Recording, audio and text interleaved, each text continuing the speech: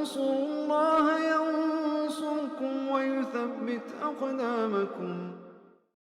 Nah, wallahu taala alam. Jadi pembahasan ini memang sudah dibahas oleh panjang lebar oleh para ulama. Terjadi perbedaan pendapat antara para ulama kaitan dengan apa? Dengan permasalahan ini. Kenapa? Karena hukum asalnya bermuamalah dengan orang kafir, ya, sejak zaman Nabi SAW sampai di hari kiamat nanti, hukum asalnya adalah apa? Dalam hal yang menjadi muamalah manusia dengan manusia yang lainnya itu boleh-boleh saja, ya. Sementara sejak di zaman Nabi memang hasil mereka dipakai untuk memerangi Nabi. Bukan hanya sekarang mereka memerangi Islam itu, di zaman Nabi pun apa mereka memerangi Islam. Ya, biaya perang mereka dari mana? Ya dari jual beli sama kaum muslimin tadi, ya. Itu bukan hanya terjadi di zaman Nabi SAW. Sehingga di sisi inilah para ulama menyebutkan ya apa namanya ya tidak disyariatkan, ya, karena ini melanggar hukum asal yang membolehkan kita untuk bermuamalah dengan dengan orang kafir. Nah, dalam hal jual beli selama itu tidak ada unsur melanggar syariatnya. Nah, sebagian mengatakan bahwa yang dilihat adalah bukan pada sudut jual belinya, tapi pada sudut maslahatnya, ya, pada efek daripada dan itu boleh-boleh saja meskipun sesuatu hal yang hukum asalnya boleh mubah, tapi kalau memiliki efek, ya, yang berdampak besar pada orang-orang kafir umpamanya, bisa saja, ya, untuk dilakukan, diambil cara seperti itu, ya.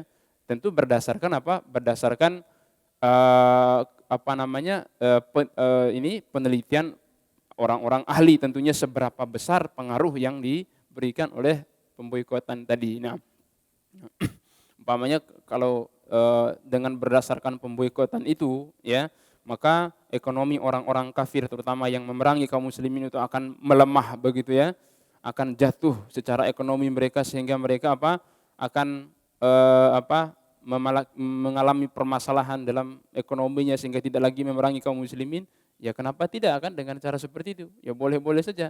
Nah, apalagi melibatkan pemerintah secara resmi, ya, secara negara yang memiliki efek besar ketika umpamanya negara memboikot produk, ya, ya seperti mungkin yang dilakukan oleh beberapa negara Timur Tengah ketika Denmark membuat karikatur Nabi itu diboikot habis dan jatuh, ya, ekonomi mereka. Dan itu luar biasa efeknya. Luar biasa efeknya, ya, bagi ekonomi mereka. Agar mereka tidak lagi melakukan perbuatan-perbuatan seperti itu sebagai bentuk peringatan, ya. Adapun setelah itu ya sudah kembali lagi bermuamalah seperti biasanya. Nah, di sini juga jemaah sekalian yang Allah Subhanahu wa taala, mungkin yang dimaksud oleh para ulama, ya, yang mengharuskan atau yang menganjurkan untuk memboikot itu adalah bukan secara umumnya. Di sini mereka berbicara dalam konteks Yahudi, ya, dalam konteks orang-orang Yahudi yang sedang memerangi Palestina, ya, bukan secara umum, ya, memboikot semua, ya sudah nggak bisa hidup kita, ya. Bukan maksudnya nggak bisa hidup ini, ya bisa saja, tapi semua apa yang bisa kita perbuat, ya. Ini semua, ini baju saja ini kayaknya kita impor dari dari negeri sebelah begitu. HP udah mati total sudah ekonomi kita. HP nggak bisa, listrik sudah habis kita kalau mau boikot semua begitu. Nah, tentu para ulama yang menganjurkan boikot itu kan punya kaedah-kaedah begitu, ya. Dan juga kita tidak bisa menyalahkan secara 100%. Maka jemaah sekalian yang dimuliakan Allah Subhanahu wa taala, karena ini kaitan dengan menimbang maslahat dan mafsadat, itu harus dikembalikan kepada ahlinya. Yang ahli di sini siapa?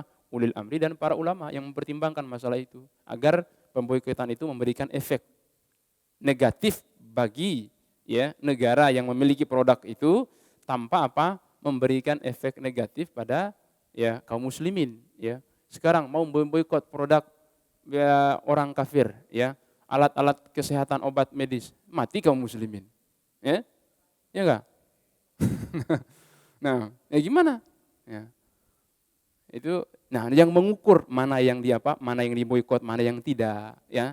Kemudian produk mana yang diboikot, itu semua yang mengukurnya adalah siapa? Nah, pemerintah, orang-orang yang ahli di situ, termasuk para ulama yang dilibatkan dan seterusnya. Nah, itu kalau apa? Kaitan dengan boikot. Nah, ataupun kalau kita pribadi secara pribadi, ya boleh-boleh saja. Itu kan hak pribadi kita gitu kan. Saya mau beli ini, tidak mau beli ini kan nggak ada urusan dengan orang lain. Itu hak-hak kita saja.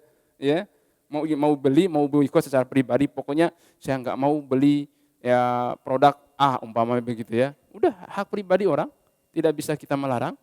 Nah, wallahu taala alam ya.